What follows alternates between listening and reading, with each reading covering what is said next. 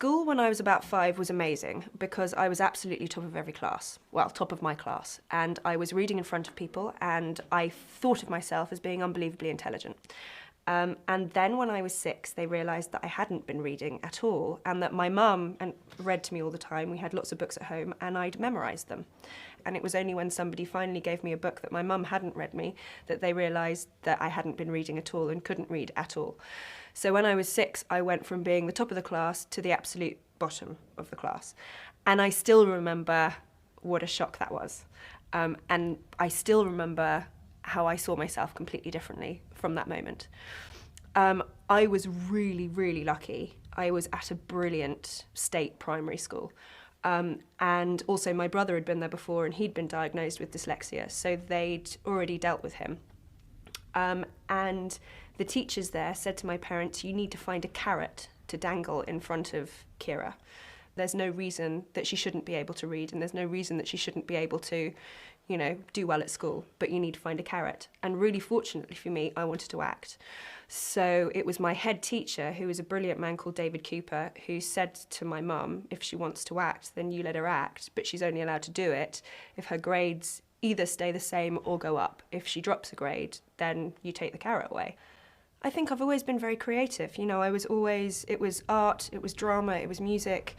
I was always very good at creative writing. I was top of those classes. It's just that my spelling was awful. Again, the teachers that I had recognised how important it was that I knew that the points that I was making and the pieces of creative writing, the stories that I were telling, were great and were valid and were interesting, and that they gave me a mark for that.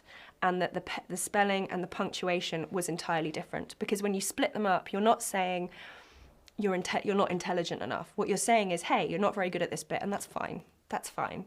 Deal with that bit, but well done, because that was a great story. Because actually, confidence is the most important thing. And if you tell a child that they're not good at something, and you tell a child that they're stupid, then they'll feel like they are.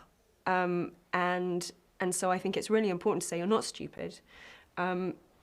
Your brain simply works differently than other people, and you can find different ways around it, and you'll be good at other things. You may not be a brilliant speller, you may not be a very fast reader, but you will learn how to read, and you will learn as much spelling as you need to, but you'll be better at different things, and I think that's unbelievably important to know as a kid. My spelling makes people laugh. It makes me laugh, actually, and my reading, if I'm sight reading, it's a complete joke. I mean, it'll mean something else completely. It won't make any sense at all, which, for what I do for a living was quite difficult, because if you give me a page of dialogue now, I can just about do it, but I mean, it jumps about and, it takes me a while. I really need to learn it. I need to sit with it. I always have to say, you cannot give me a rewritten scene on the day and think that I'm going to be able to perform it well. If you give me a rewritten scene the day before and I have a night to work on it, I will be able to do it well. I think I was really lucky that it was diagnosed when I was 6. So that early diagnosis was key to absolutely everything. So I think probably because of my dyslexia, my work ethic has always been really high, I think it's vital that teachers are trained about dyslexics, about dyslexia, about spotting it, and about working with dyslexic kids. It's absolutely vital.